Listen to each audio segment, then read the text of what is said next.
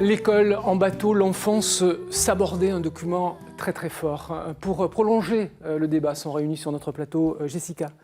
Bonsoir Jessica. Bonsoir. Vous avez été violée par votre oncle. Auparavant, c'est un autre frère de votre père qui avait abusé de vous. Vous étiez mineur à l'époque. Il est décédé depuis, avant que vous décidiez de porter plainte en 2008. Merci à vous d'avoir accepté notre invitation. Annick Bibaud, bonsoir. Bonsoir. Vous êtes psychothérapeute, présidente de l'association Les Maux de Famille.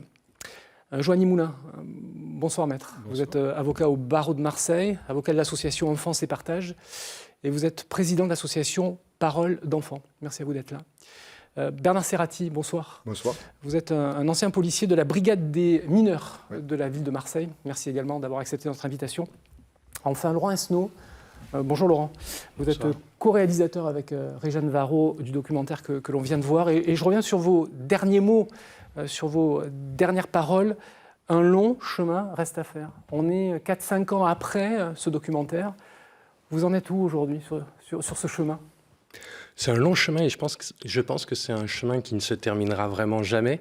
Mais pour vous dire, aujourd'hui, toutes les victimes, tous les témoins que vous voyez, que vous avez vus dans le documentaire, vont bien et vont beaucoup mieux grâce au procès. Benoît, par exemple, qui dit à la fin du documentaire que les envies de suicide, voilà, qu'il a confié à sa femme qu'il n'avait plus envie de se suicider. Aujourd'hui, eh bien, c'est peut-être celui qui va le mieux parmi nous. C'est une bonne nouvelle. Voilà. Il est en Finlande en ce moment et il écrit un livre qui n'a rien à voir avec l'école en bateau, mais voilà, il cherche un éditeur d'ailleurs et il a trouvé une nouvelle voie.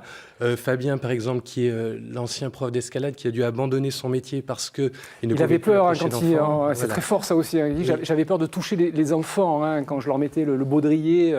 Des paroles fortes.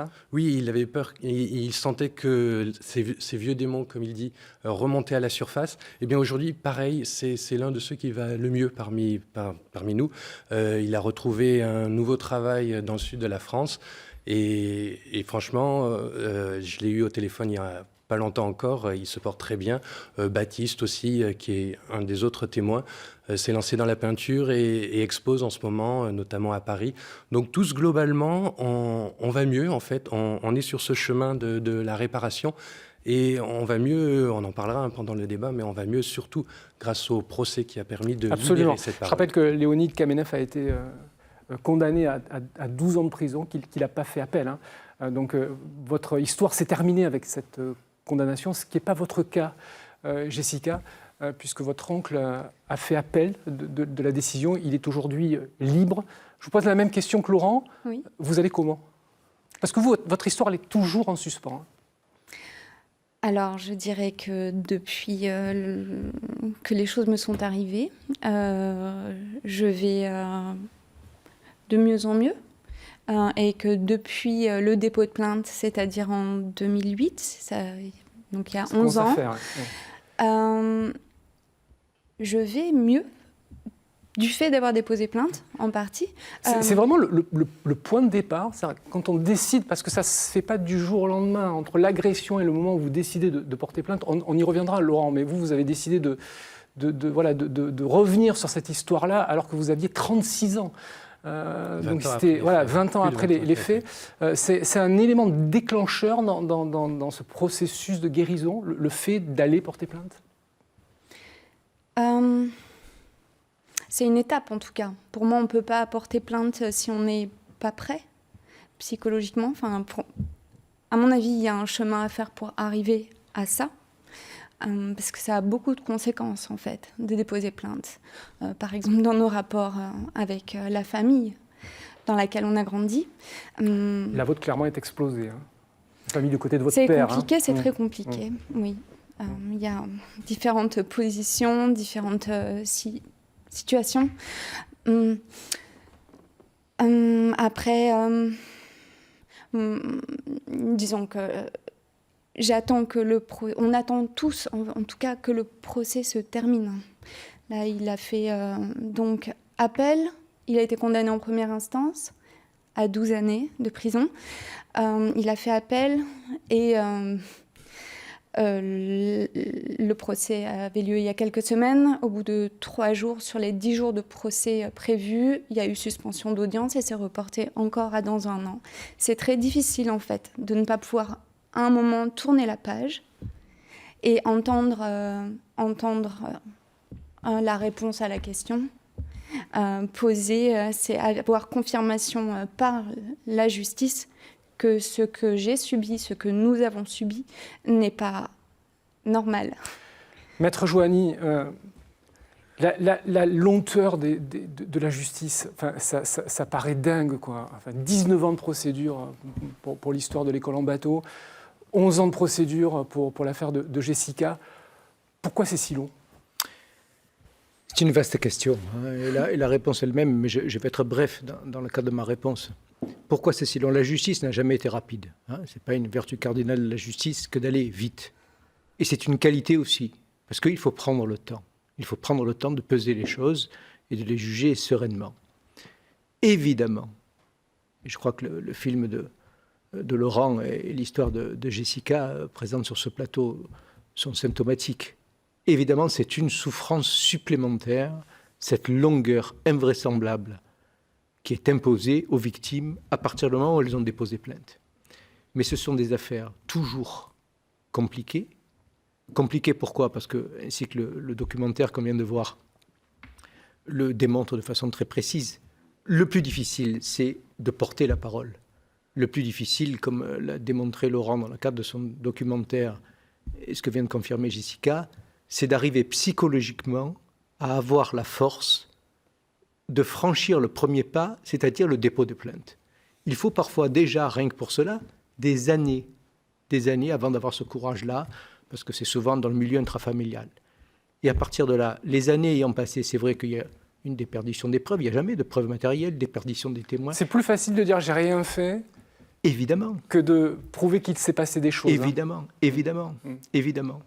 La plupart du temps, les auteurs eux-mêmes sont dans la dénégation la plus totale. Ils contestent de façon très virulente les faits qui leur sont reprochés. Nos règles, notre système de droit très contradictoire, je veux dire, qui respecte le principe du contradictoire, permet à une accusée, et ce qui est tout à fait normal, de demander des expertises, des contre-expertises, de faire appel de toutes les décisions qui peuvent être prises dans un premier temps par un juge d'instruction. Et c'est vrai que c'est une tarte à la crème de dire ça, mais il y a une espèce de chemin de croix qui est imposé aux victimes, et parfois des années et des années de procédure. Jessica en était un exemple particulier, où il y a eu 7 années d'instruction, puis une décision, puis un appel, un deuxième procès devant la cour d'assises interrompu, enfin, et probablement il risque d'avoir des pourvois en cassation. Enfin.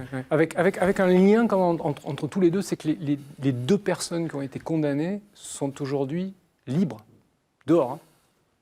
Oui, pour ce qui nous concerne, pour l'école en bateau, en fait, Léonid Kamenev est sorti... 12 ans de prison, il est sorti relativement rapidement. Il est sorti relativement rapidement de prison parce qu'il était vieux et malade, en fait. Mais pour nous, ça importait peu, en fait, parce que ce qui était important, c'était vraiment qu'il soit condamné. Après, le nombre d'années de prison qu'il faisait, c'était pas l'essentiel pour nous. Nous, c'est symboliquement le fait d'être reconnu en tant que victime, d'avoir le statut de victime, et d'avoir un procès qui dise clairement que c'est lui qui était en faute et que nous, on n'a rien voulu de tout ça. C'est ça qu'établit la justice et c'est ça qui est important pour nous, en fait. Et pour vous, votre oncle a été condamné à 12 ans de prison. Il a fait, je crois, 5-6 semaines de prison. Il a payé une caution. Non, il a fait 6 mois. 6 mois. 6 mois de prison. Il a payé une caution de 300 000 € et il est sorti. Oui, après... Comment est-ce qu'on vit ça ? Parce que... Sentiment quand même qu'il y a des choses très injustes, non ? Enfin, après, c'est une forme d'injustice, vous prenez ça en pleine face comme ça Comment dire ? À ce sujet, l'idée première qui vient, c'est il a payé 300 000 €, il a réussi à sortir grâce à ça. Sauf que il semblerait que ce ne soit pas forcément le paiement de la caution qui lui ait permis de sortir. Pas uniquement. Parce que penser ça signifie la justice... Je ne comprends pas très bien. Vous entendez quoi par là ? Qu'il a bénéficié d'appui qui lui aurait permis de sortir en fait, ça signifie quoi dire ? On paye 300 000 €, on sort. C'est pour ça qu'on sort.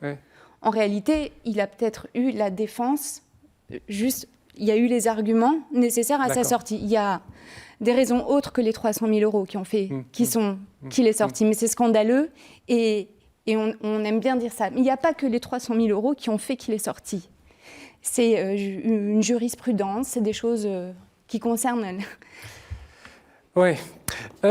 Agnès Bibot, je voudrais revenir sur ce que dit Marie dans le documentaire de... Je vous en prie. Annick Bibot. Annick Bibot, pardon, excusez-moi. C'est joli aussi. Non, mais oui, absolument. Oui. Annick Bibot. Je voudrais revenir sur les mots de Marie dans le documentaire de Laurent, qui dit, mais finalement, comment en parler ? Comment parler de tout ça ? Avec quels mots ? La libération de la parole, c'est un processus extrêmement complexe quand on a été victime d'agressions sexuelles. C'est très compliqué. Si c'est l'enfant ne parle pas. L'enfant subit. L'enfant a peur. L'enfant a honte. L'enfant est dans la détresse la plus complète. Il ne parle pas. Un enfant je me permets de vous couper, mais ce que vous dites est très intéressant. Vous dites l'enfant a honte. C'est-à-dire qu'on a le sentiment qu'il y a une inversion. C'est-à-dire que le coupable, c'est l'enfant. C'est ça. Et celui qui n'a rien fait, c'est celui qui a commis l'acte terrible. C'est ça, parce que généralement... C'est compliqué de sortir de ce schéma-là ? Absolument, c'est très très compliqué. Et il y en a qui ne s'en sortent pas d'ailleurs. Mais je veux dire, l'enfant n'a pas d'arme, n'a pas de défense. Et le repère qu'il a, c'est cet adulte agresseur, qui généralement, c'est dans les familles, donc c'est encore pire. Peut-être quand c'est une personne étrangère, c'est difficile, mais on peut essayer. Mais l'enfant ne parle pas. L'enfant subit. L'enfant victime est fermé et isolé dans sa détresse. Il est enfermé dans une prison émotionnelle. Maintenant, Serati, comment évaluer la parole d'un enfant ? Comment évaluer le fait que ce que l'enfant dit est vrai ? Il y a aussi des histoires sur des faits qui ne se sont pas passés. Toute la complexité, c'est de donner du crédit à la parole de l'enfant. Disons que c'est une responsabilité terrible. Hein. C'est assez difficile parce que déjà, il faut créer un lien de confiance avec la personne qui se présente. Rentrer dans un commissariat, ouvrir la porte, se trouver au milieu de personnes, de policiers qui amènent des tas de gens, voleurs ou autres, c'est pas facile.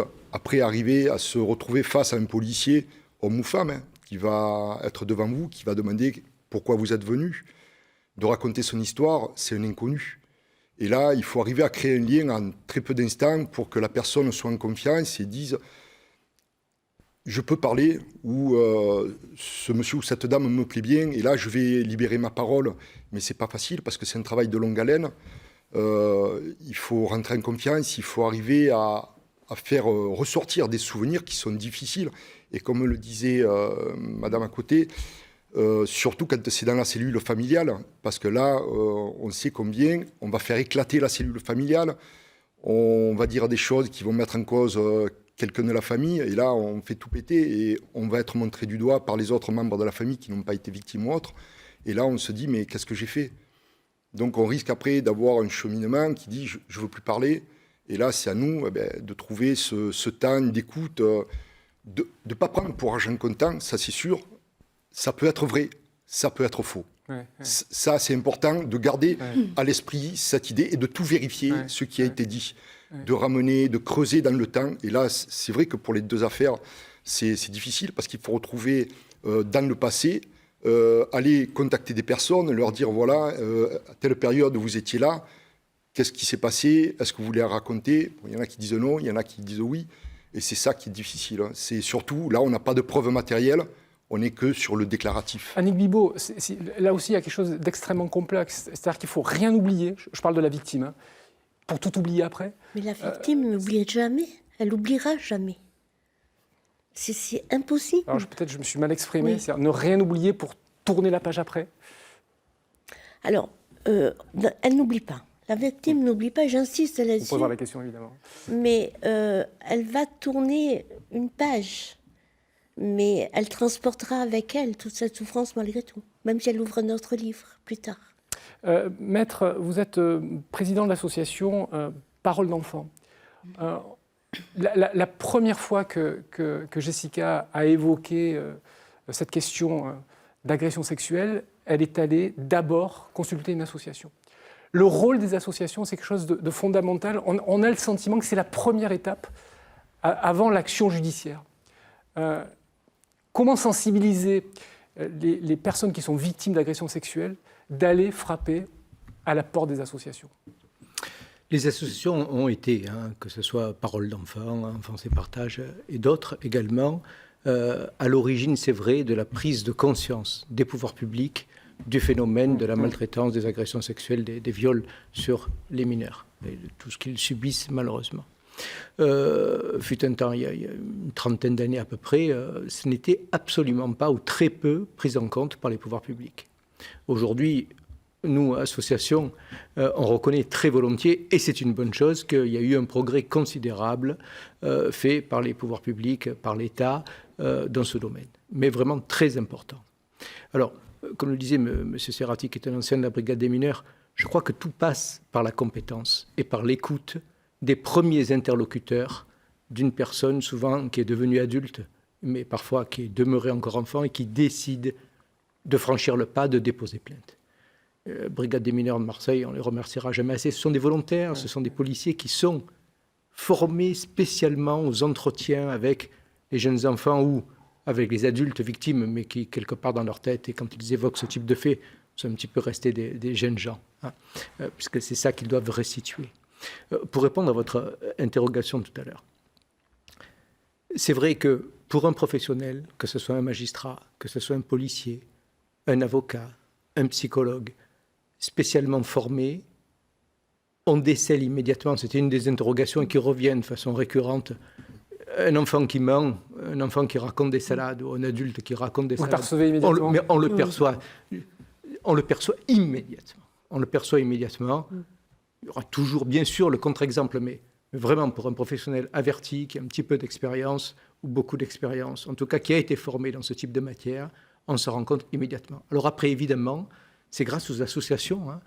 C'est vrai que les associations apportent un soutien psychologue, psychiatre, pédopsychiatre, avocat, écoute, prendre son temps, donner à la personne qui parfois est hésitante, lui dire que le prévenir déjà du processus, du long processus, du trop long processus, vous avez raison, auquel elle va être confrontée, et tout ça en face, eux, d'accusés qui ont tous les moyens pour se défendre. Voilà. Alors, tous les deux, on a le sentiment qu'il y a eu un élément déclencheur. On a le sentiment, malgré tout, que le fait de pousser la porte, soit d'une association, et peut-être encore plus de la justice, il y a un élément déclencheur. Vous, c'est votre cousine qui a été victime de viol de la part de son père, donc votre oncle.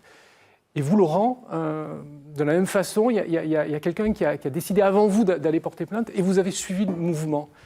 C'est extrêmement compliqué, tout seul, de décider d'y aller. Jessica. Donc, dans mon histoire, le premier signalement avait été fait en 2001 concernant les problèmes qui se produisaient dans cette famille. Il y a eu un classement sans suite. S'il n'y avait pas eu de classement sans suite, une partie des actes qui font l'objet du procès n'auraient peut-être pas eu lieu, en fait. Après, moi, j'ai écrit une lettre au procureur à l'époque. Il y a eu un signalement fait par une autre de mes cousines. Donc, classement sans suite. À l'approche de la naissance de ma fille, de mon premier enfant, il y a eu un gros bouleversement pour moi. J'avais vraiment besoin. D'abord, ça a été. J'espérais que le rappel de la loi viendrait de mon père. Ça n'a pas eu lieu. Ça a été une bataille longue déjà. Votre père qui ne vous a pas soutenu, c'est le moins que l'on puisse dire. Non, pas du tout. Ouais. Pas du tout. Il est même responsable, clairement responsable d'un certain nombre de choses. Donc, ma fille est née et j'ai rencontré Enfance et Partage à Paris à cette époque-là. Je n'ai pas eu la force de porter plainte à ce moment-là. Et la psychologue, qui n'était pas une psychologue de Enfance et Partage, me disait que face à une famille telle que la mienne, seule, j'allais me faire dégommer, en fait. Très compliqué. Je pense qu'elle avait raison. Et D'où le rôle, l'importance du L'association tissu associatif. se préoccupait beaucoup de moi parce que j'avais une existence assez difficile à cette époque-là. Enfin, je sais d'où je viens en fait. Je me souviens de mon chemin, mais j'ai pas réussi à porter plainte. Mais je m'étais promis que si un des enfants de cette famille, ce que je craignais, un jour entamait une démarche, je Vous témoignerai. seriez solidaire et vous enclencheriez cette démarche. Et c'est ce qui s'est produit en 2008, quand ma cousine a porté plainte et me l'a fait savoir. Laurent, 36 ans, vous avez gardé le silence pendant 20 ans. Pourquoi Comment est-ce que vous expliquez ça? Parce que Justement, il y a des passages très incroyables quand vous écrivez à votre mère, que vous appelez par son prénom d'ailleurs, parce qu'on vous demande de l'appeler par son prénom, vous dites rien, vous dites tout se passe bien, formidable, extraordinaire. Et pendant 20 ans, vous gardez tout ça pour vous. Pourquoi? c'est la question qu'on se pose tous, hein. Après coup, quand on est victime, c'est pourquoi on a gardé le silence aussi longtemps en fait. Et principale raison pour nous, pour l'école en bateau, mais c'est valable pour toutes les victimes, c'est qu'on est sous emprise en fait. On est vraiment, nous sur le bateau, Léonid Kamenev, c'était un peu notre gourou, notre dieu en fait. C'était une forme de secte un petit peu. Mais on peut retrouver ça en dehors d'un bateau de la même façon, même à l'église, peut-être qu'on va en parler tout à l'heure. Mais c'est ce système où vous êtes enfermé dans une sorte de huis clos, où vous avez une sorte de substitut de père. Non, oui, vraiment, en plus, sur un... c'était vraiment l'archétype. C'était vraiment l'exemple parfait pour les pédophiles. D'ailleurs, Baptiste le dit dans le documentaire. Nous, vraiment, on était enfermés sur ce bateau et le seul référent qu'on avait, c'était ce capitaine qui était notre père, en fait. Et tout ce qu'il disait, on le croyait. Et voilà, quand il abusait d'enfants, on pensait que c'était normal, en fait, au bout d'un moment. Et on reste sous emprise pendant très longtemps, même après être parti du bateau. On est toujours psychologiquement sous emprise. Et il faut effectivement très, très longtemps avant que le chemin se fasse psychologiquement. Moi, mon déclencheur, ça a été très nettement quand j'ai appris qu'il y avait des plaintes qui avaient été de nouveau déposées. Là, je me suis dit, c'est bon, je ne peux plus me taire. Il faut que j'y aille. Vous n'avez pas pu porter plainte parce qu'il y avait prescription. Il y avait prescription. Justement, le fait que le délai de prescription depuis 2018 pour les viols de mineurs soit passé de 20 à 30 ans, comment est-ce qu'on peut interpréter ça? Parce qu'il y a eu beaucoup de polémiques autour du vote de cette loi. Alors, pas spécifiquement sur cette question-là, mais c'est une bonne, une mauvaise chose? Non, c'est une bonne chose, parce que c'est des choses que les enfants gardent enfouies en eux, et c'est une cicatrice qui ne se refermera jamais. Et tant qu'ils n'auront pas parlé, ils ne pourront pas se reconstruire. Ou au moins commencer une reconstruction. J'ai l'exemple d'une jeune femme qui a déposé plainte pour des faits d'abus sexuels qu'elle avait subis. Bon, là, ce n'était pas dans le milieu familial, mais c'était plutôt dans la résidence où elle habitait. Et le mis en cause est décédé avant le procès. Il est parti innocent, et ça, elle l'a mal pris. Pourtant, elle était victime, et une victime n'arrive pas à se réparer tant que l'auteur n'a pas été jugé et reconnu coupable aux yeux de la société. Et ça, c'est important pour les victimes parce que ça fait déjà une amorce ou un démarrage dans la reconstruction. C'est pas parfait, mais c'est quelque chose de mieux pour eux. Annick Bibaud, et juste après, sur la même question, Maître Moulin. L'école en bateau, c'est 400, à peu près 400 gamins, plus de 400 enfants qui ont participé. Je crois qu'il y en a une petite centaine qui a porté plainte. On peut présumer qu'ils sont beaucoup plus nombreux à avoir subi des viols. Pourquoi est-ce que certains d'entre eux ont décidé de ne rien dire, alors qu'aujourd'hui, ils ont 40, 50 ans, enfin, ce sont des adultes? Alors moi, je dirais qu'il y a la pudeur, la honte toujours, la culpabilité, l'idée que peut-être on peut passer et oublier, ce qui n'est pas le cas. La peur, je pense que c'est la peur. Parce que quand on est adulte, on travaille. On n'a peut-être pas envie d'être face à montrer comme... être victime, c'est donner l'impression qu'on était faible. Et face à la société, quand on parle de victime, on pense tout de suite faiblesse. La femme va mieux accepter de sentir le mot victime, mais l'homme va mal le prendre, parce que l'homme reste fort. Et en fait, il y a 300 personnes qui ne parleront pas et ne parleront peut-être jamais. Maître. C'est la question que vous C'est posez. une minorité qui décide de s'exprimer. Voilà, d'abord Globalement, là, de saluer le courage de ceux qui arrivent. Bien sûr. Tête Et nue encore plus de aujourd'hui. témoigner sur ce plateau de Et encore télévision. plus, hein, c'est pour faire écho à ce que disait Madame à l'instant. Sur le problème de la prescription que vous soulevez, on a participé, j'ai été consulté comme d'autres professionnels sur le fait de savoir si, parce que certains souhaitaient que ces faits deviennent imprescriptibles. Je crois que la solution adoptée aujourd'hui, cet allongement de la prescription, est une bonne solution et que l'imprescriptibilité de ce type de fait n'est pas fatalement la meilleure. Pourquoi ? Parce que je connais l'amertume des victimes quand une affaire n'aboutit pas. Quand un prévenu est relaxé, quand un accusé est acquitté, ou quand le parquet refuse même d'ouvrir une information et prononce un classement sans suite, ou un juge d'instruction a un non-lieu.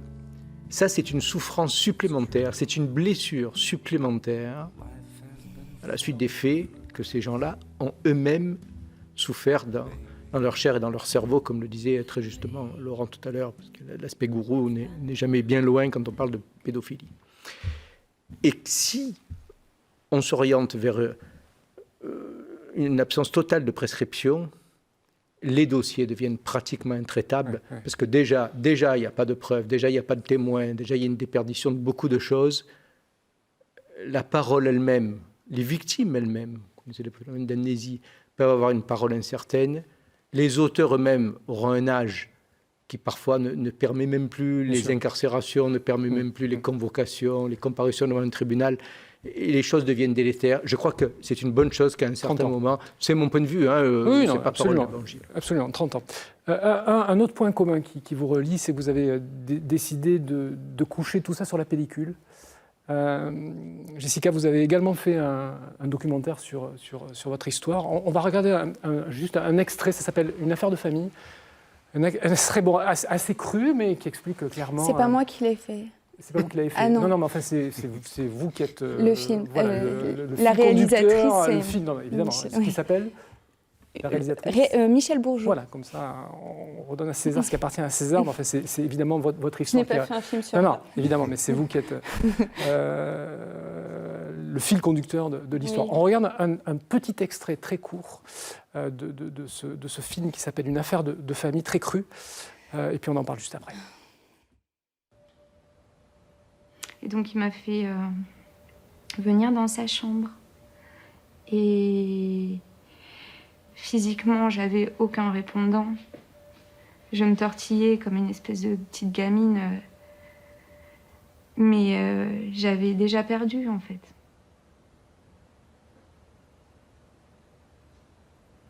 Quand ça a été terminé, je me suis levée et je suis allée, le sperme coulait entre mes cuisses et je suis allée me laver dans la salle de bain. Et rapidement, il est parti. Et j'étais assez vidée de moi-même, en fait.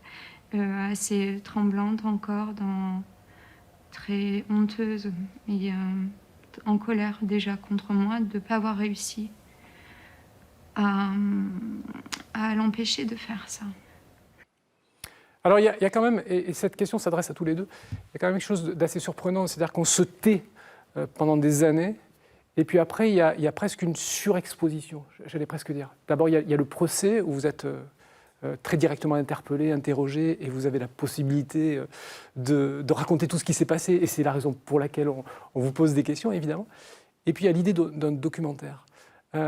Du coup, quand on décide de parler, il faut vraiment aller jusqu'au bout et parler, et parler, et parler. Il y a un côté cathartique, là, voilà, histoire d'expurger tout ça.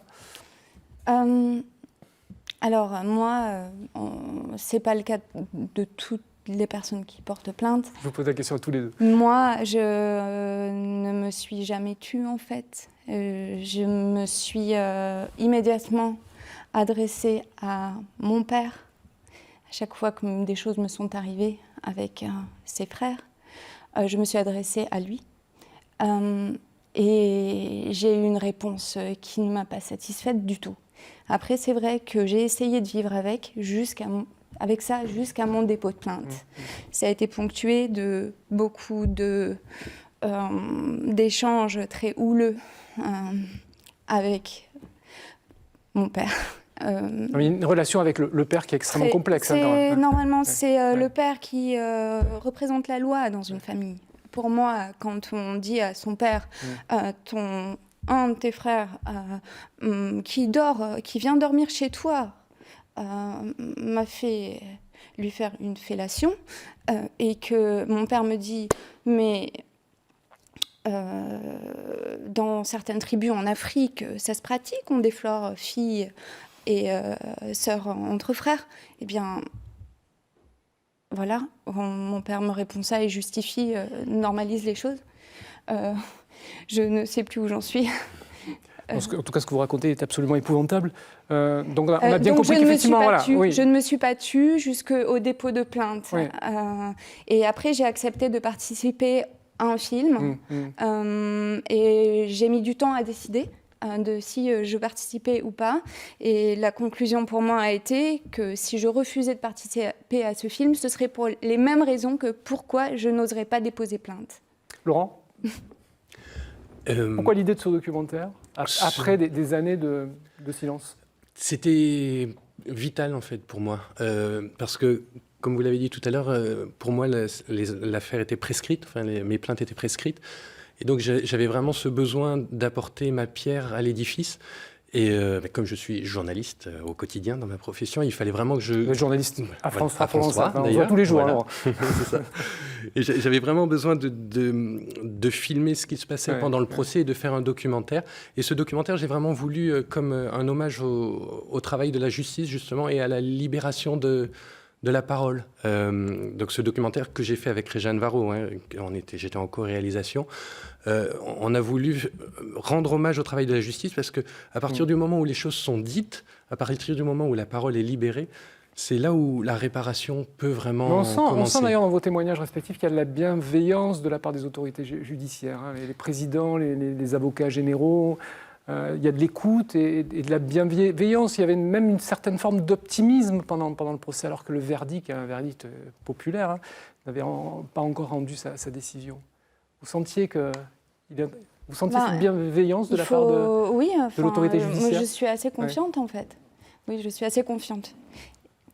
Juste pour le film, concernant le film, c'est un film qui décrit l'action juridique dans ce genre d'affaires, l'accompagnement d'un avocat et ce que ça représente. Qui est Joanie Moulin. Qui est Joanie Moulin, oui. Qui est très, très présente dans le documentaire à vos côtés. Je voudrais revenir sur ce que l'avocat, justement, de Laurent et de ses compagnons dit également à la fin du documentaire. Là, on vient de juger non pas une époque, mais on vient de juger des actes pédophiles. Est-ce qu'il n'a pas un peu tort, finalement, de dire ça? Parce que quand on regarde ce qu'écrivait Léonid Kamenev dans Écolier sans tablier, c'était à la fin des années 60, clairement, la pédophilie était incitée, voire tolérée. Ce qui paraît fou, mais c'est une réalité. Est-ce qu'il n'y a pas une époque où, effectivement, tout ça était plus ancré dans les mœurs qu'aujourd'hui? Et finalement, est-ce que ce n'est pas aussi une époque qu'aujourd'hui on est en train de juger? Maître. C'est un raccourci que vous venez de prendre. Je suis obligé de faire un petit peu court. C'est la loi du genre dans les débats, je l'entends bien. Non, je crois qu'on ne peut pas dire qu'il y ait des époques, quelles qu'elles soient, qui est consacrée et qui étaient beaucoup plus tolérantes vis-à-vis des actes pédophiles. Je crois que la protection des enfants, c'est quelque chose qui est ancré dans pratiquement toutes les civilisations, en tout temps et en tout lieu.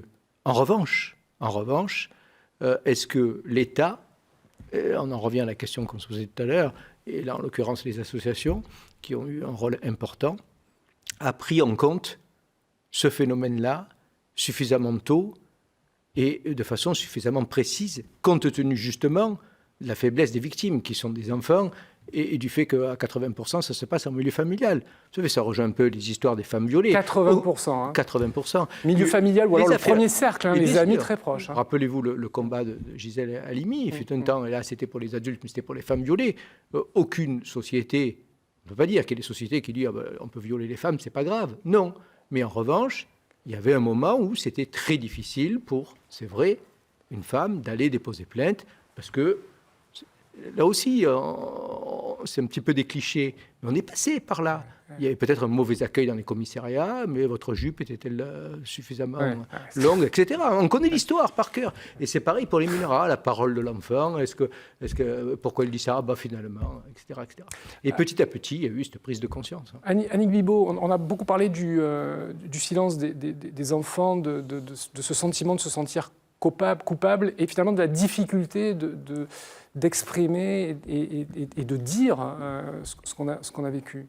Mais le rôle des parents Le grand rôle des parents. Le rôle des parents... On se retrouve devant des parents démunis, Ouais. en fait. Quand ils sont face à une situation comme celle-ci, alors soit on a des parents qui refusent la réalité et qui vont être dans le déni, donc ils ne vont pas croire C'est l'enfant. le cas de Jessica. Ça, c'est terrible. C'est le cas de Marie qui dit que quand elle a annoncé à son père qu'elle avait été victime C'est ça. de Ça, c'est viol sur terrible. le bateau, son père la traite de salope.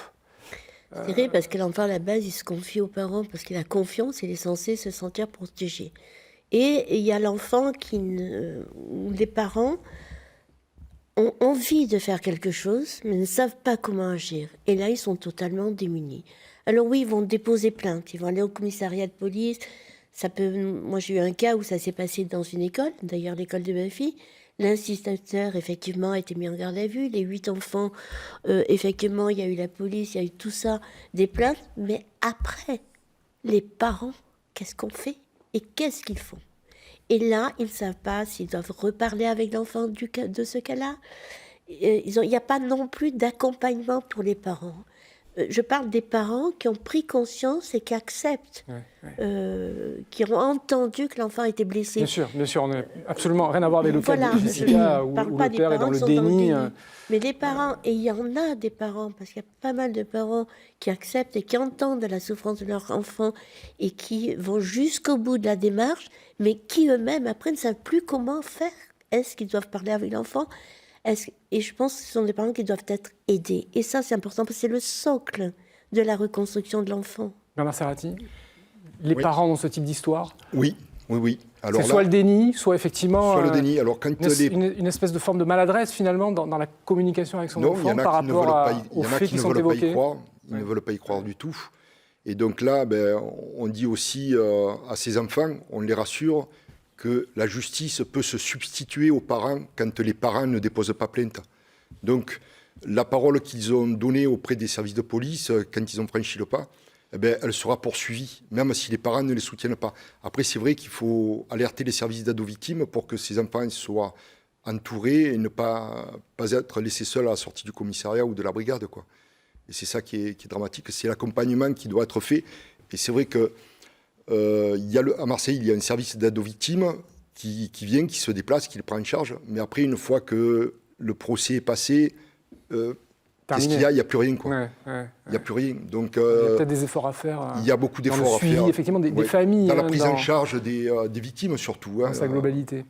Mais Laurent, il y a des victimes oui, je vous en prie. collatérales. Il y a des victimes collatérales, parce qu'il Ouais. y a l'enfant qui est victime, mais après, il y a les familles aussi, celles qui ne sont pas dans le déni, elles sont aussi victimes, parce que c'est l'éclatement dans les familles, les frères, les sœurs qui sont démunis, le papa, la maman, les oncles, les tantes, les cousines.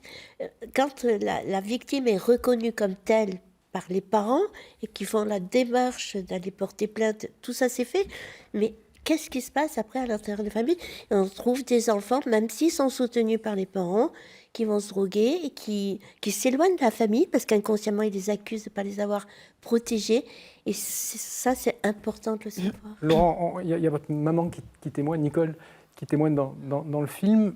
Est-ce que vous en avez voulu à vos parents de vous avoir finalement envoyé faire ce voyage, quoi? Est-ce qu'à un moment donné, vous avez considéré qu'ils étaient responsables de ce qui vous est arrivé?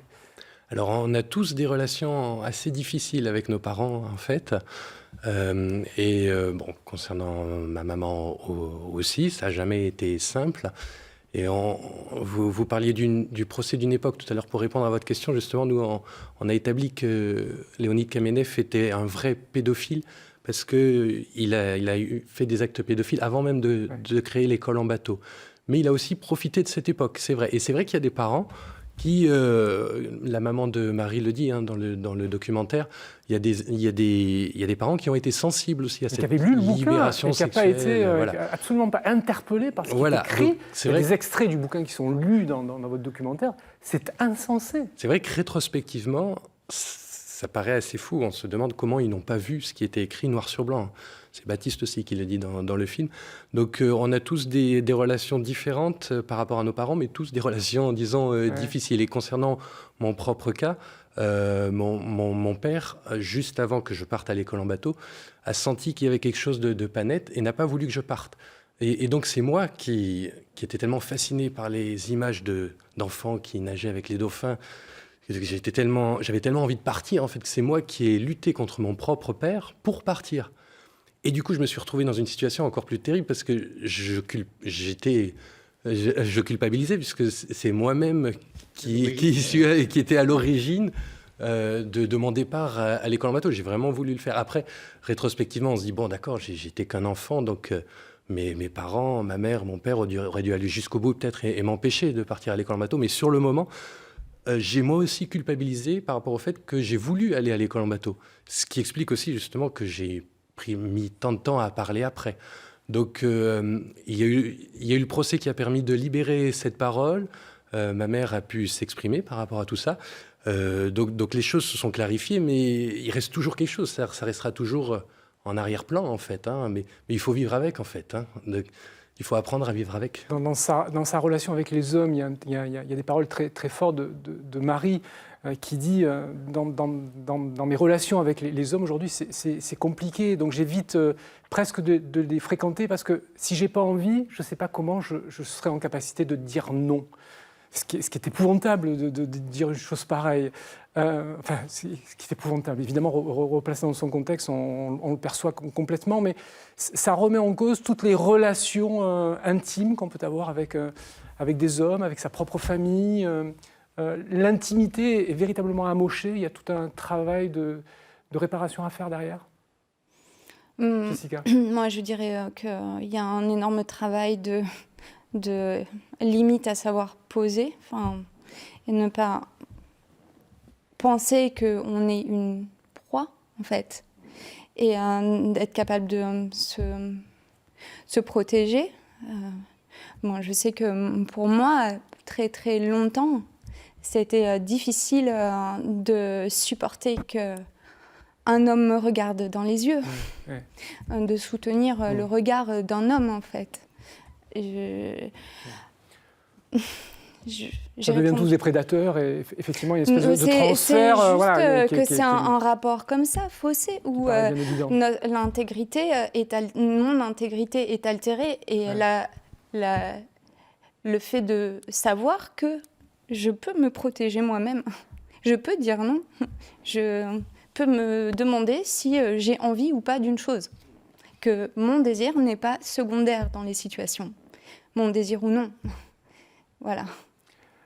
Annick Bibaud, on sent qu'effectivement, c'est des cas compliqués. En même temps, je voudrais qu'on ait une lueur d'optimisme quand même.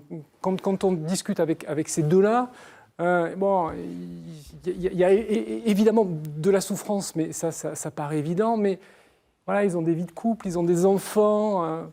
Oui, on peut malgré tout, peut-être pas se sortir complètement de ce type d'histoire, mais on peut quand même malgré tout progresser. Absolument. Énormément. Absolument. Et c'est tout le but aussi. Il faut progresser et s'ouvrir. Alors, on fait des documentaires, on fait des films, on écrit des bouquins, mais on arrive à s'en sortir. Mais c'est vrai que quand j'écoutais Jessica, qu'au niveau de la sexualité, du corps, c'est quelque chose de terriblement, dangereux, parce qu'on a l'impression que le corps est agressé en permanence.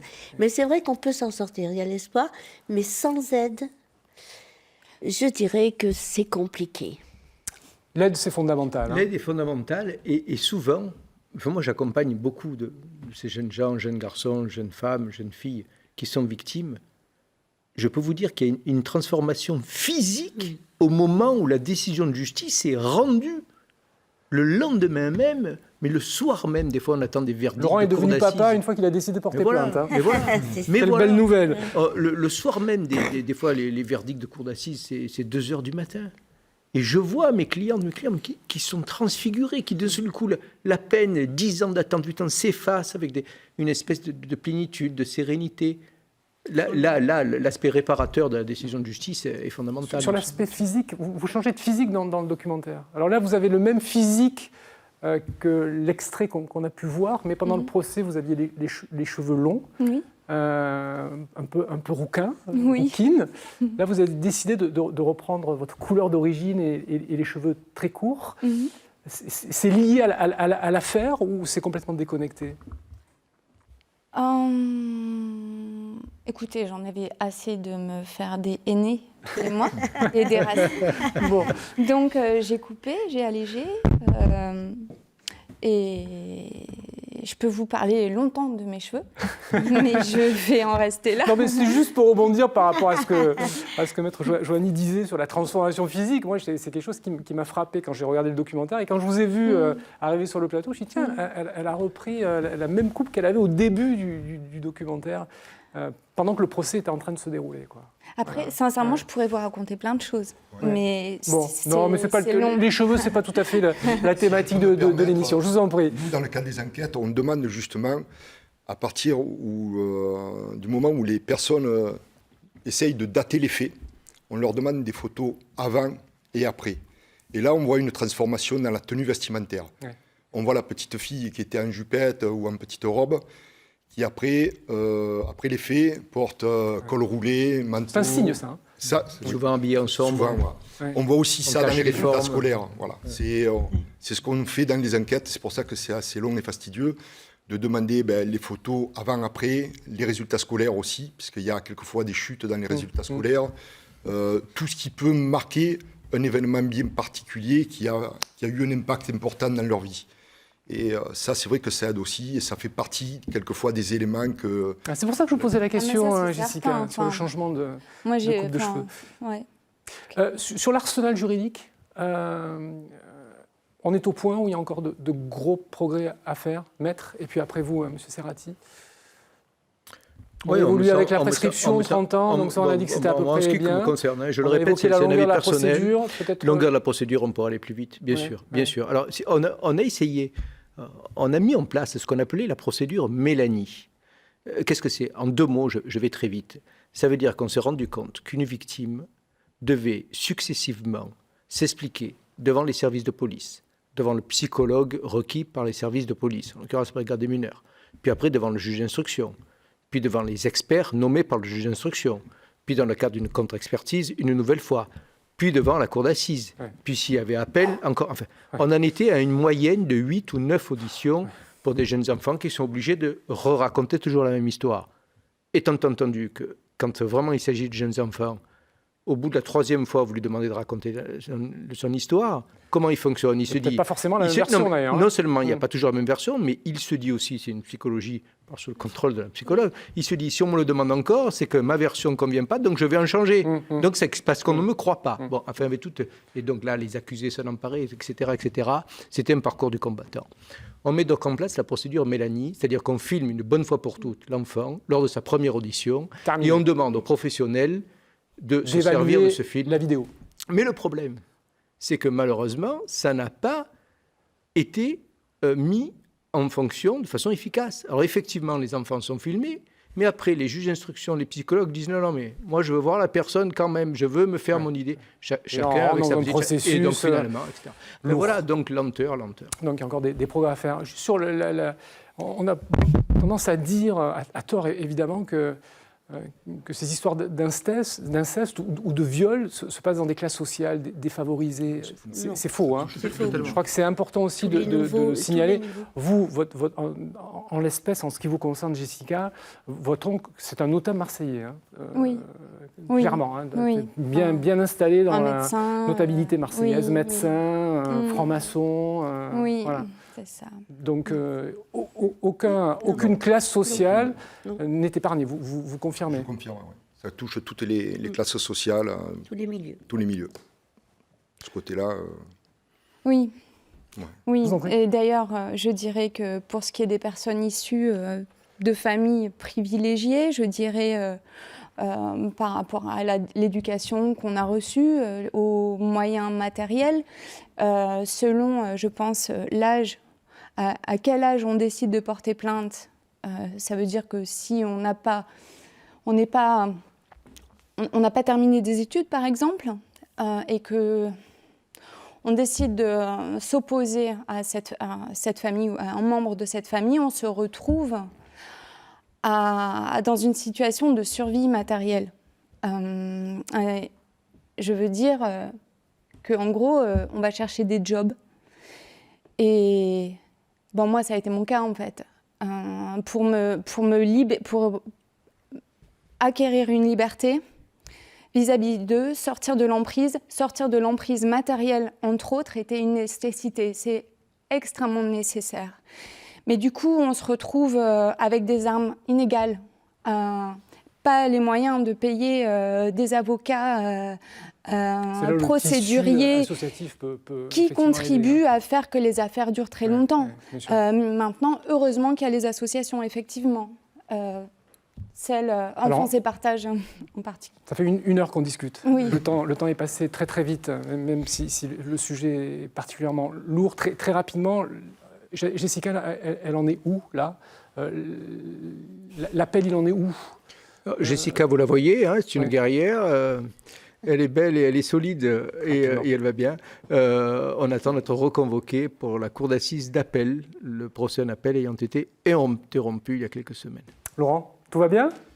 Oui, justement. Une nouvelle vie va commencer pour vous. Hein. C'est ça. Et si j'avais un message à faire passer, c'est Mais vraiment absolument. un message d'espoir. Je veux vraiment qu'on ait conscience qu'une fois que la parole est libérée, une fois que la justice est passée par là et a bien fait son travail, il y a vraiment de l'espoir.